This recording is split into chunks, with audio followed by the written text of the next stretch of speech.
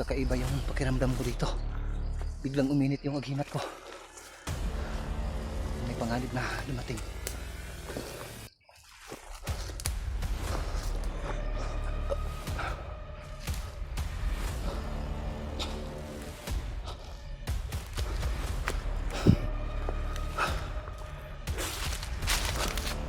Sisigatin ko lang yung mata. Parang iba talaga yung pakiramdam ko. Parang malapit lang dito. Ang problema, wala akong makita.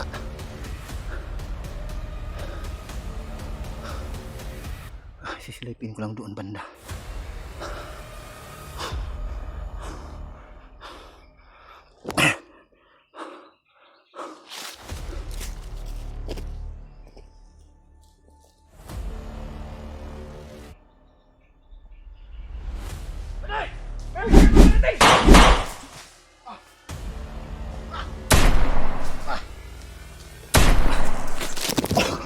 Uy! Galaw ko!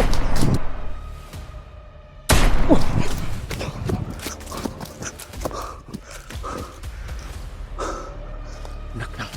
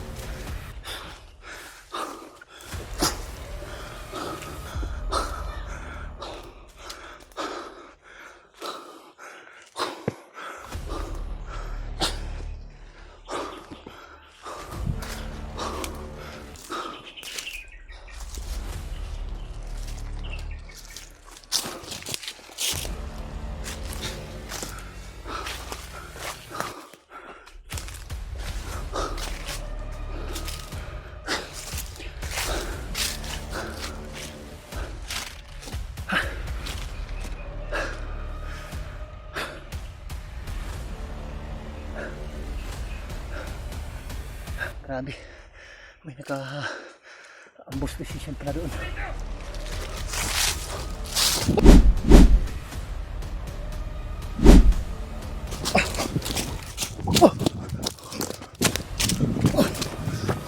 Go, go! Uy!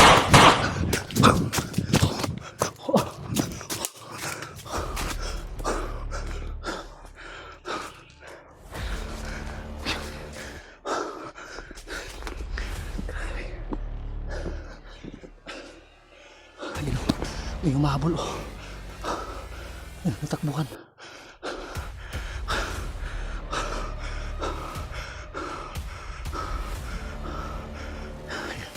Grabe, may nakaabang pala dito. Ayun, may dumadaan mo doon.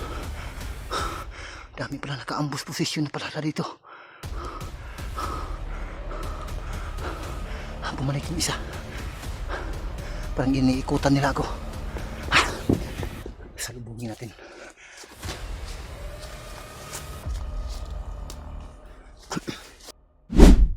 Uy!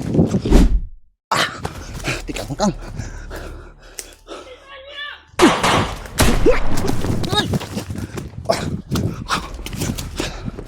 Oh! Oh!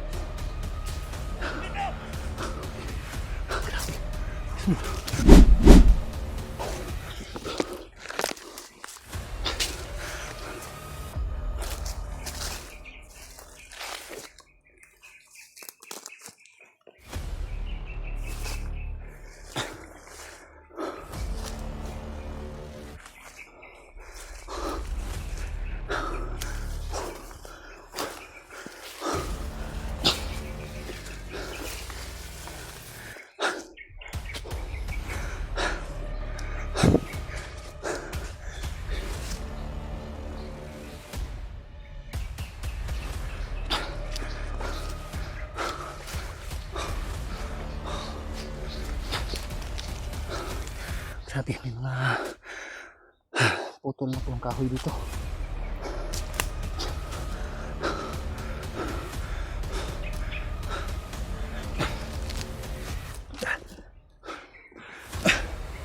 Grabe, nakaabang pala sila.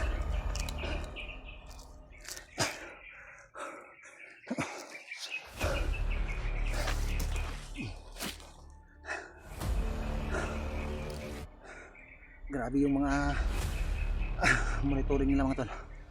Kahit na hindi ako nag-video papunta dito sa kagubatan, eh, namumonitor pa rin nila ako. Grabe, itong pagbabantay nila dito.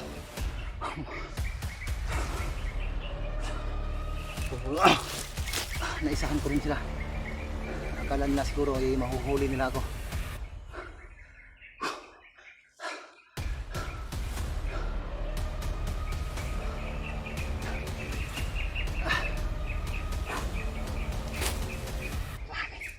Kanina pa ako walang tigil na pagtakbo.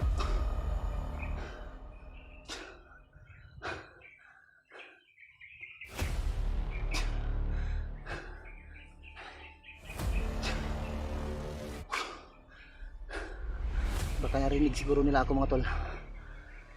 Kahit na hindi ako nag-video papunta dito, paakyat dito sa areang ito. Pero nagtataka ko, ay may nakaabang sa akin. Siguro may nakamalay sa akin kasi may tumawag kasi sa akin kanina.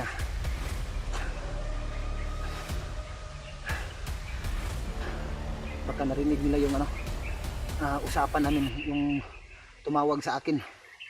So akin na lang yun kung sino yung tumawag sa akin. So baka yun ang dahilan. Narinig nila yung yung busis. Kasi kahit dito sa kagubatan, kung lakasan mo lang konti, itong busis ko ngayon mahina lang ito, pero kung lakasan ko pa ito ng konti, yung echo dito sa loob ng kagubatan, yung busis mo ay umiiko. Kaya kasi siguro nila naririnig, napakalakas talaga ng monitor nila. So hindi ako pwedeng maging kampante dito, kailangan ko talagang magdubli ingat.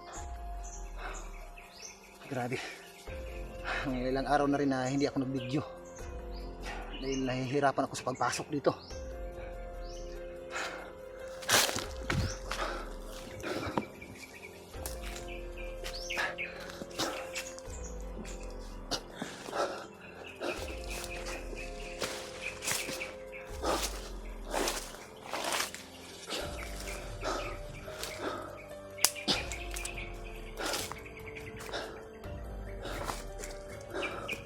May nakaano pala dito, may nag hide out siguro dito matol.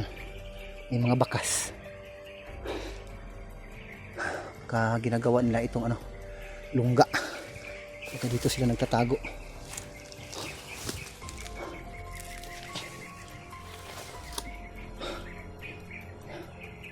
Pero mag-iba ako ng daanan mga tol. Iba ang pakiramdam ko dito. Balik ako sa daanan, maghanap ako ng pwedeng madaanan.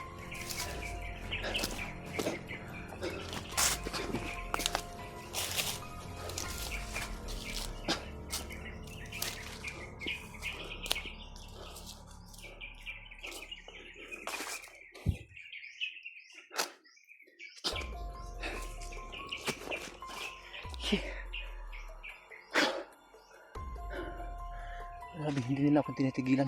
Hinahabol talaga nila ako.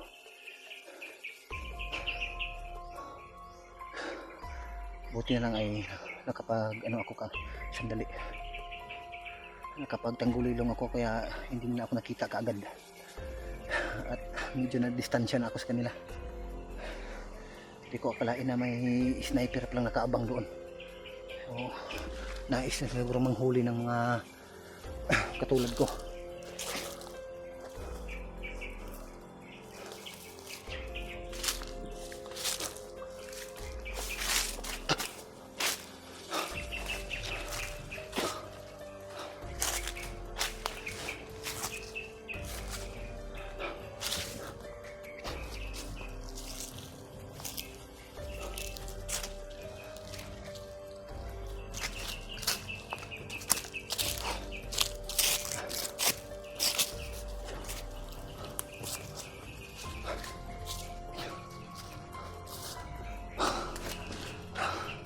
Yung puno na yan sigurado diyan nakapag standby yung sniper.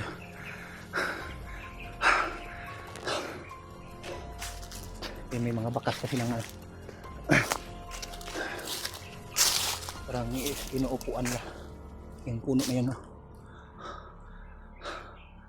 Mataas yan pero hindi lang gaanong mataas tingnan ko sa video, pero sa harapan ko talaga ay mataas talaga itong punong kahoy na ito.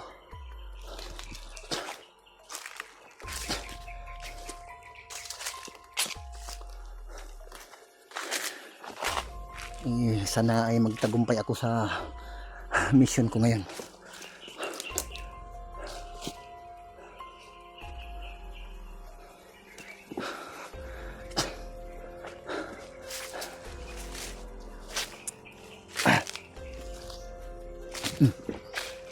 Pero wala pa akong balita tungkol doon sa mga bihag.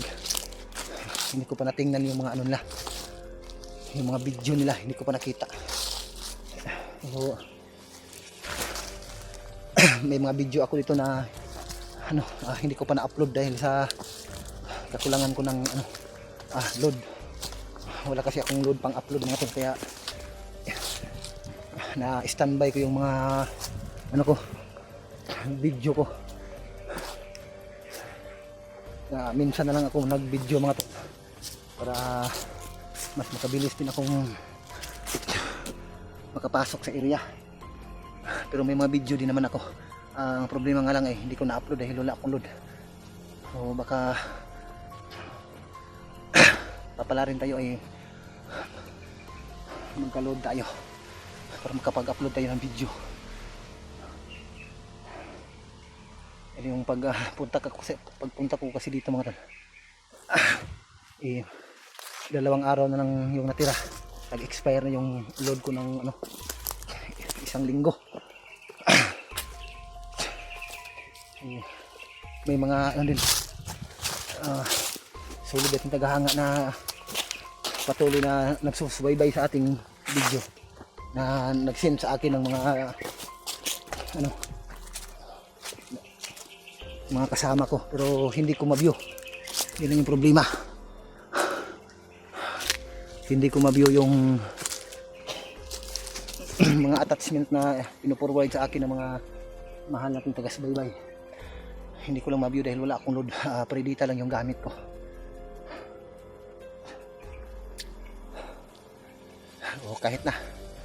Kahit hindi ako makapag-upload, importante nandito ako sa loob ng kagubatan para matulungan din naman kung sino man yung mga masagupa at matagpuan ko dito sa kagubatan. Di bali na hindi ako makapag-upload ng video, importante maligtas ko yung mga nangangailangan ng tulong.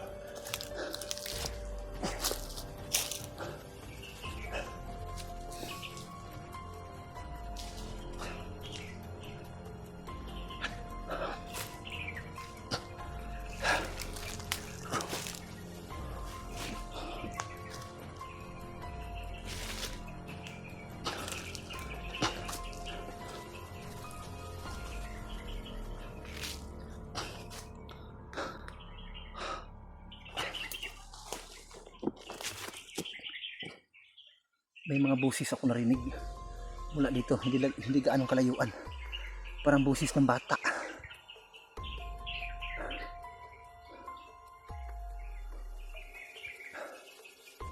Grabe, parang madilim yung paningin ko.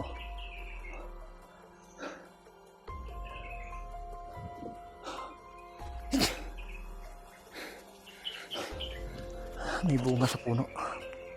Problema, hindi ko kilala itong punong ito, kung makain yung bunga ng kahoy na ito.